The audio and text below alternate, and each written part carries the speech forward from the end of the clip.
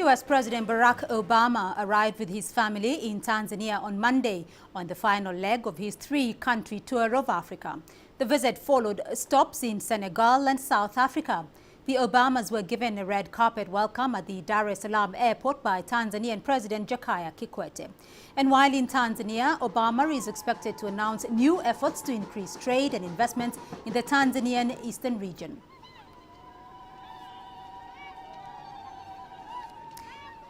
Well, let's now cross over to Dar es Salaam, where CCTV's Jane Keo is standing by in the Tanzanian commercial capital. Jane, what was President Obama's first visit like in Tanzania today?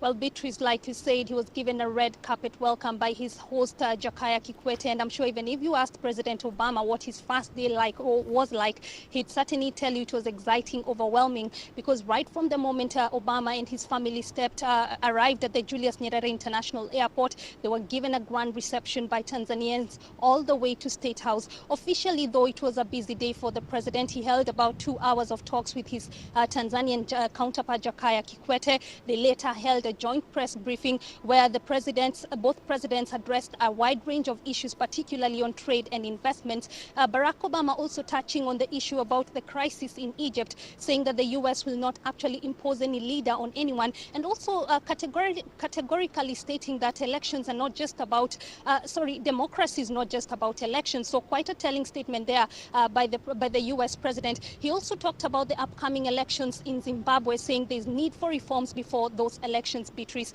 He later held a meeting with business executives here drawn from Africa, and U.S. investors in Africa at a roundtable meeting at a hotel here in Dar es Salaam. And as we speak, Beatrice, the U.S. president is actually attending a state dinner hosted by his counterpart Jakaya Kikwete at State House. So it was quite a busy day. Of course, the theme is roundabout economic cooperation, trade, democracy, and strengthening democratic institutions. Beatrice. All right, Jane. Now, China's economic power is felt massively now across the African continent, and President Obama's visit comes 3 months after Chinese President Xi Jinping's visit to Tanzania. Is this an attempt, though, to play some sort of catch-up?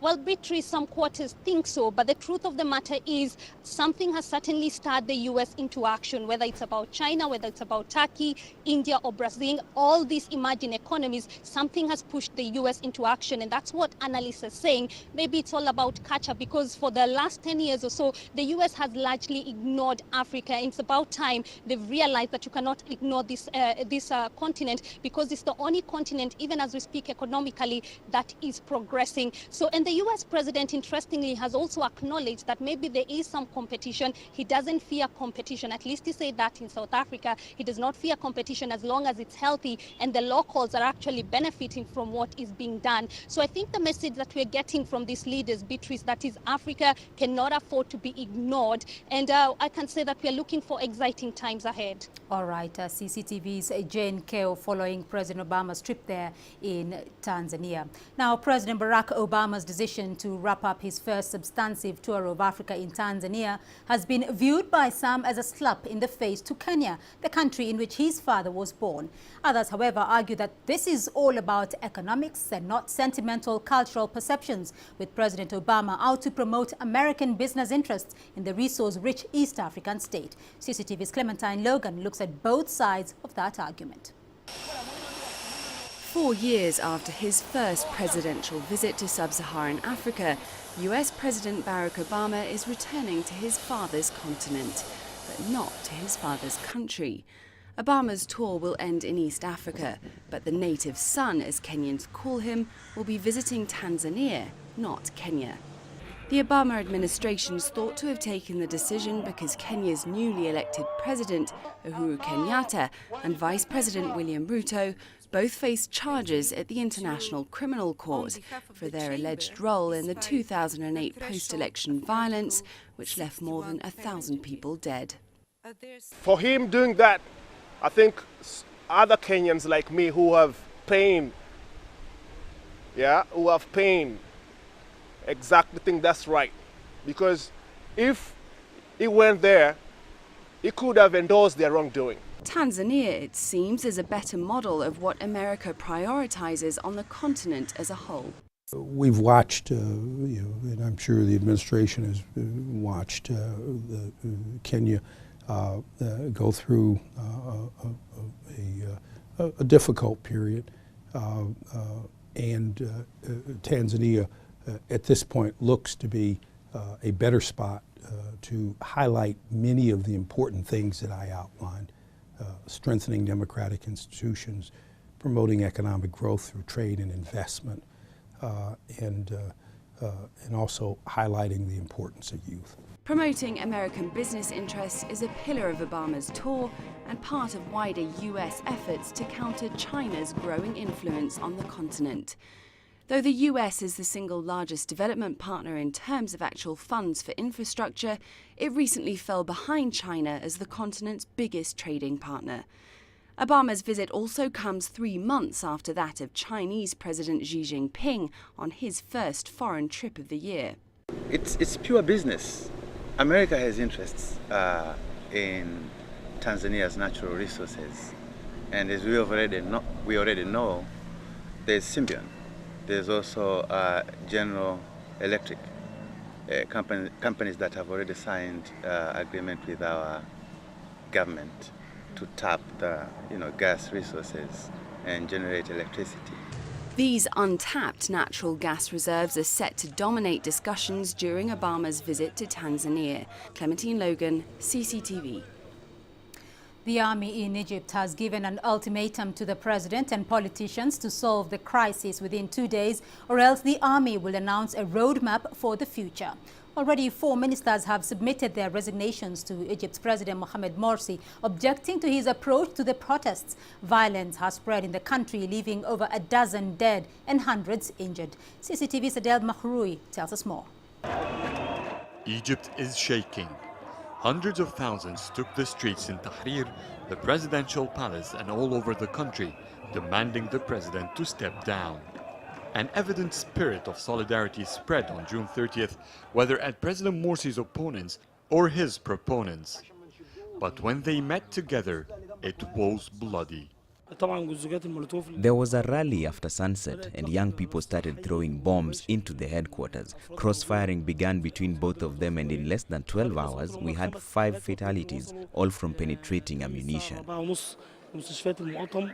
At least 16 dead and around 1,000 wounded in the deadliest clashes Egypt witnessed in months. 8 alone were at the Muslim Brotherhood's headquarters. We didn't receive any wounded people from the Brotherhood. Gunshots were fired from a high-altitude location. There was a 12-year-old boy who was shot in the heart and the bullet penetrated his entire body. The headquarters was like a fortress under threat of an invasion. It was then attacked. Opponents nearly killed one of the Brotherhood members and turned the rest to the police. The content of the building was stolen in the absence of security forces. The clashes began at night and many were killed, and we called the army and the police, but no one came until now. They say the army is with us and the police supports us, but they all left, as you can see. We will continue. People died today, but we will not let it go. The clashes in the streets fueled another political battle. With the escalation of violence, 8 members of parliament resigned and a total of 50 are considering to do the same. On Monday, 4 ministers submitted their resignation, objecting to the state's passive approach to the violence and the protests. The Prime Minister rejected the resignations, but there is still a strong indication that the Brotherhood's rule is collapsing. It's only a matter of time now. But while a political solution is stalled, the country is threatened by more bloodshed. The absence of security forces at the Muslim Brotherhood's headquarters made their opponents retaliate, which turned it from a protest to a battlefield. Adel Mahroui, CCTV, Cairo. Well, do stay with us here on Africa Live. Still ahead on the program. This is ridiculous to try and siphon off flowing petroleum. Very, very dangerous. Uganda's president visits accident scene as death toll rises to 35.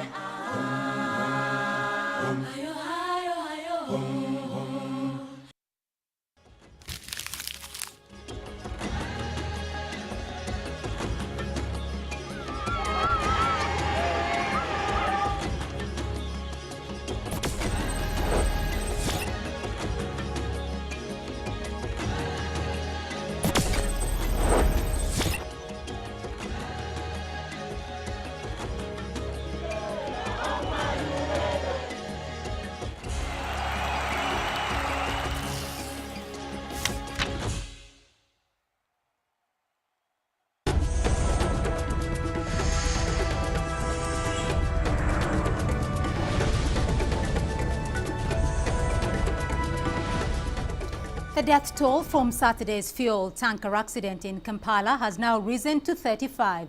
It is believed scores were killed while trying to siphon off fuel after the spill. At least 17 bodies have been identified by family members, but a further 16 will need DNA identification testing.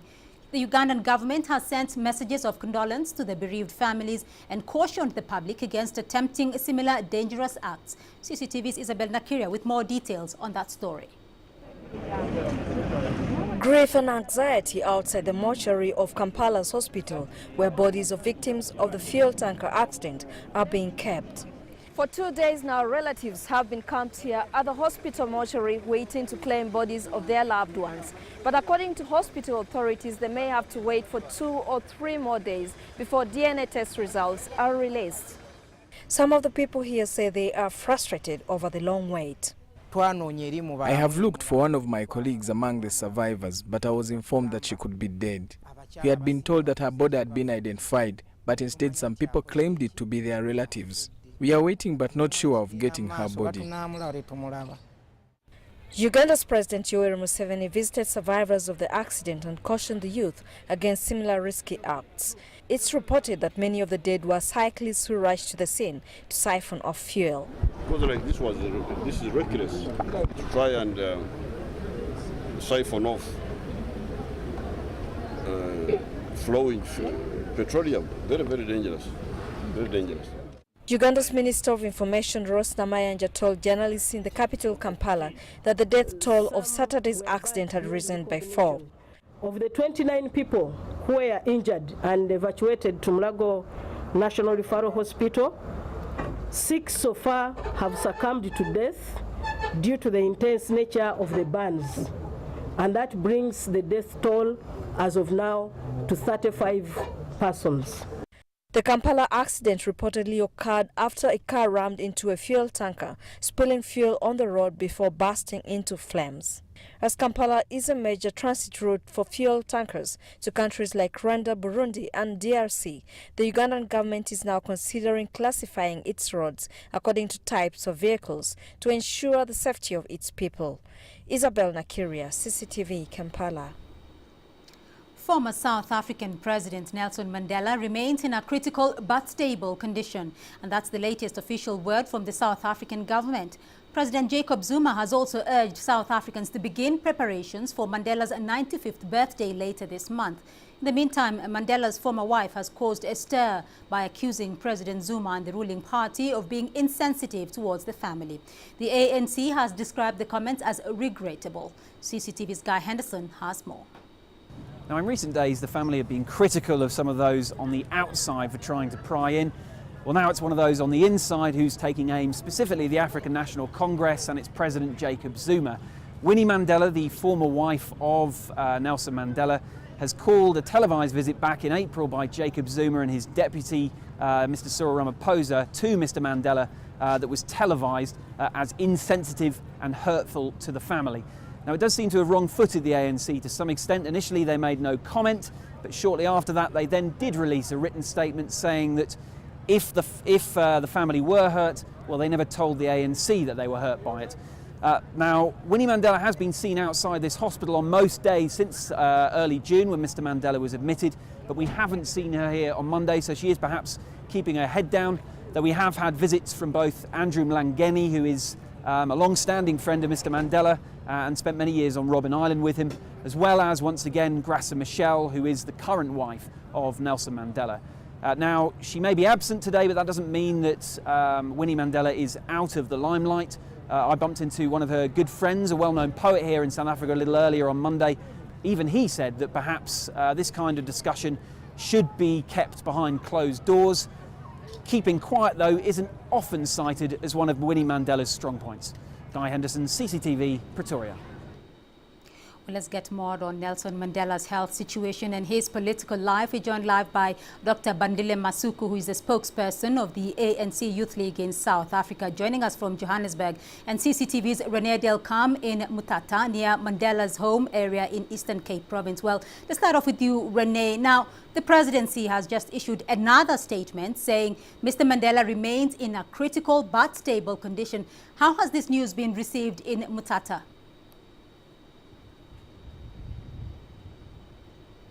Well, it's been a grey and gloomy day here in Mthatha, pretty much reflecting the mood of people in this city and throughout the Eastern Cape province. People here have been deeply saddened by the fact that Nelson Mandela has been so ill for so long this time, and they remain concerned that he is still in a critical condition. The latest update on his health from the South African presidency came earlier this evening, and the news is pretty much still filtering through to people here. But the fact that his condition remains unchanged means that the mood in this place is likely to remain unchanged from the way it has been in the last few weeks and days. All right, Bandile in Johannesburg now. As the youth wing of the country's governing party, ANC, Nelson Mandela has been inspirational to you. Now, what role is your organization playing, especially now that Nelson Mandela is in hospital? Yes, thanks for having us, Beatrice. We have organized a series of prayer meetings jointly with the ANC. But we had two major ones, one in Pretoria and one in the old home of Nelson Mandela in Orlando West in Soweto. And we also thought that it's important that we commit ourselves in building the youth league that will reflect the legacy of our former president Nelson Mandela, a legacy of selflessness and to inspire our nation to unite and to make sure that we fight the scourge of poverty. Renee, let's return to you briefly there. There's been a rather sensitive development there. It is understood that there were remains removed from Kunu and reburied in Mveso belonging to 3 of Nelson Mandela's children. Can you give us more details about that situation? Well, those remains were allegedly removed by Nelson Mandela's grandson, Chief Mandla Mandela of Mvezo, in 2011. He apparently did this without consulting his elders or anyone else in his family. The remains belonged to Nelson Mandela's son, Makhato, who died of an HIV/AIDS related illness and also happens to have been the father of Mandla Mandela. The second set of remains belongs to Tembekile Mandela, Nelson Mandela's other son, who died while Mandela was still on Robben Island, and he said it was very heartbreaking for him to hear of his son's death during his time in prison. A third set of remains belongs to an infant child, Nelson Mandela's firstborn daughter, Makaziwe, who died many years ago. So the family here are very angry at are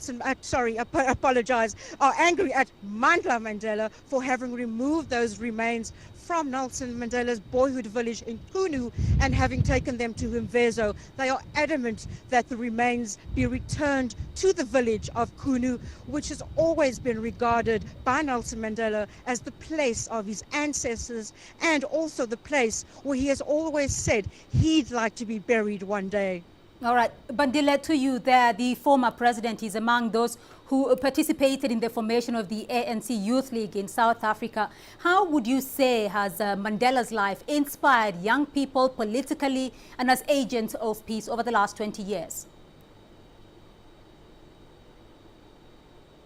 Yes, he has inspired us a lot, particularly in terms of building peace and building unity within the country and in terms of fighting for political freedom. As we are faced now with the economic challenges, we are committing to learn from him to be selfless and to lay our lives in making sure that the economic freedom and emancipation of our people is actually achieved.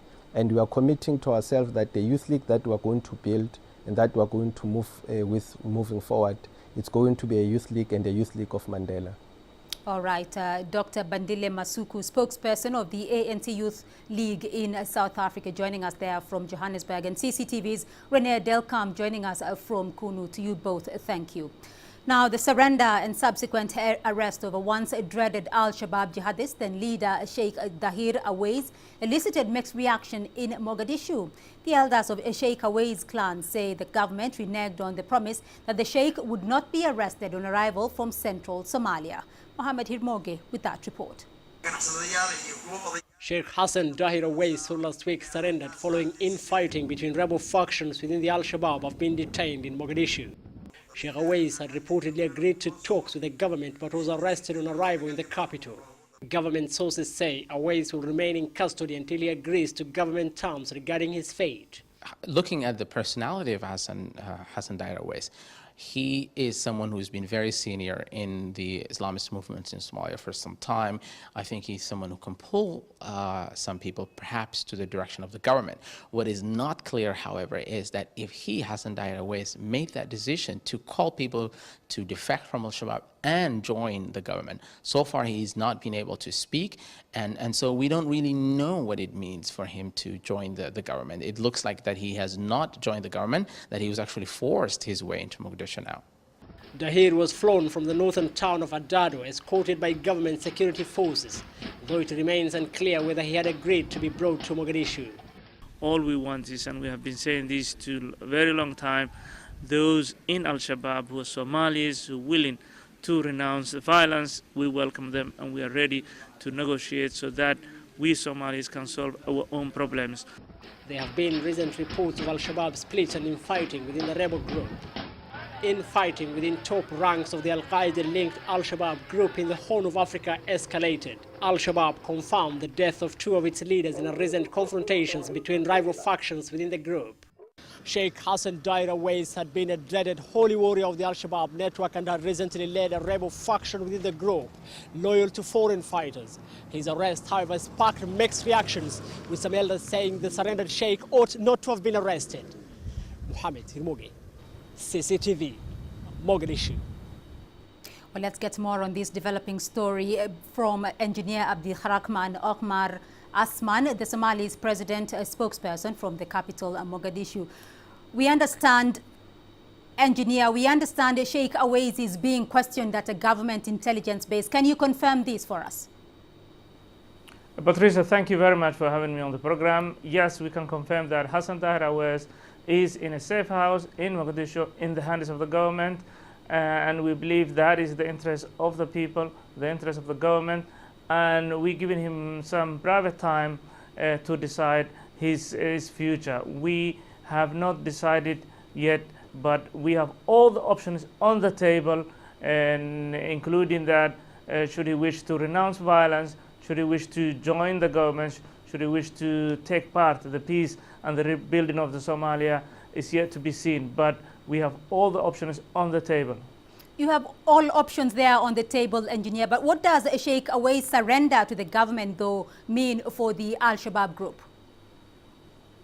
It means a lot. It means a lot to the Somali people, because this man was a leader within Al-Shabaab who were trying to bring young people to the fight against the government and AMISOM forces. So now we have less of that, and it means a blow to the Al-Shabaab, and we have seen already that the fighting between themselves and the killing among their leaders. So this is a blow to Al-Shabaab. This is the beginning of the end of Al-Shabaab, and we hope this will lead to a more peaceful situation in Somalia. As you are aware, last 22 years we have seen enough chaos, enough violence, and we believe violence will not solve any in a peaceful means. So we believe that this is the right time and a turning moment that we believe we will see a Somalia that is peace itself and with its neighbors.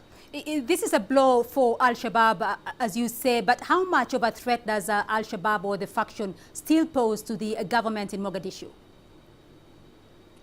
Well, we believe that once they see Hassan Dahir in the hands of the government, once they see that they're infighting And this has been the question a long time. Those like Hassan Dahra were the ones who were really recruiting the young people, who were Somalizing the Islamists and the extremist group. So now we will see about those jihadists, foreign jihadists in Somalia will have no option to recruit for more Somalis, and this will bring more peaceful situation in Somalia. And it's a matter of time before we see that they dismantle Al-Shabaab completely, but the threat they pose is still real. But this surrender of Al-Shabaab or Hassan Dahra West and other Al-Shabaab members is a show that they will have no time to carry out terrorist attacks that they have been doing in Mogadishu and other cities in Somalia. All right, Engineer Abdirahman Omar Asman, the Somali President spokesperson, joining us there from Mogadishu. Many thanks indeed. We'll take another short break here on Africa Live, but coming up on the program, rehuddling the soldiers. African peacekeepers in Mali formally become a UN mission.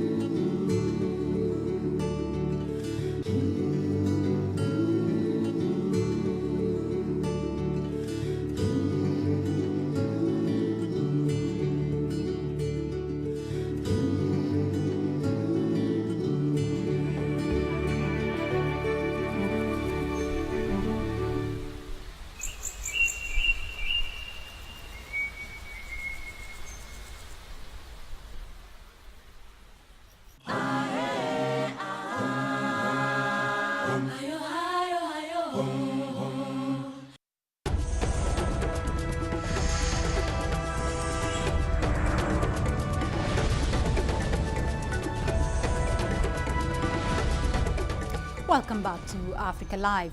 An African force has formally been transformed into a United Nations peacekeeping mission in Mali, and this follows a ceremony in Mali's capital on Monday. The United Nations Security Council approved the deployment last week of a peacekeeping force that will help the Malian government regain control of rebel-held areas and organize crucial elections. CCTV's Wazir Hamsin has more details. A June 18 accord between Mali's government and the Islamist rebels raised hopes that the West African country is back on track to regaining stability after losing half its territory last year to a rebel invasion. The 15-country Security Council last week unanimously agreed that conditions were in place to start deploying the peacekeeping mission from July the 1st as scheduled. The 12,600-member UN force will replace a 6,000-member African-led mission now in Mali. It will be an important date, a date that will require careful oversight, and that is one of the contributions we can make to this election, which is first and foremost a Malian event organized by Malians. We have been providing help with the logistics and will continue to do that, and the contributions of our police force will also help to secure the sites. Local residents have welcomed this move, and most of them are ready to go to the polls. We could hold these elections tomorrow. I'm a local leader, and a week ago I gave these voting cards to my people as expected and followed the orders I received. The 12,600-strong force will take over security duties from French troops who entered Mali in January. France is expected to continue winding down its deployment from its peak of nearly 4,500 troops. However, nearly 1,000 French troops will remain, ready to intervene if the UN mission came under imminent and serious threat. Wazir Hamsin, CCTV. HIV/AIDS was once a scourge of such devastating proportions that it was declared a national disaster in Zimbabwe. Today, however, the tide has turned. New infections are down across the board, but most significantly amongst children. A UN AIDS report lists Zimbabwe as one of the countries in sub-Saharan Africa that has made the most significant progress in this regard. Zimbabwe's success is being attributed to an aggressive treatment program for HIV-positive expectant mothers. We have also been successful in terms of rolling out what we call prevention of mother-to-child transmission. And currently, above 90% of our mothers are accessing mother-child services. Statistics indicate that at least 1,000 children are infected with HIV every day during pregnancy, birth, and breastfeeding. Zimbabwe's push has made access of antiretroviral treatment available throughout the country and crucially in rural areas. For the cases that fall through this net, pediatric HIV treatment is initiated. However, currently only 42% of children in need are receiving antiretroviral drugs. This is due to shortages of testing equipment and skilled personnel at grassroots to diagnose pediatric HIV, a deficiency that is being addressed. Previously, health workers or doctors were not trained in initiating pediatric ART, and we realized this as a dilemma, as a barrier to access. We were sending these infants to a central hospital, but we have since trained all our medical officers, and they can comfortable and with confidence initiate a pediatric ART. As efforts are continuously scaled up, Zimbabwe remains on course to achieving Millennium Development Goal number 6, which seeks to bring an end to mother-to-child HIV infections. Ensuring that no child is born with HIV is a key step in achieving an AIDS-free generation, an ambitious target which would have been unimaginable just a decade ago, but which now seems all that more achievable. Farai Mwakutuya, CCTV, Harare, Zimbabwe.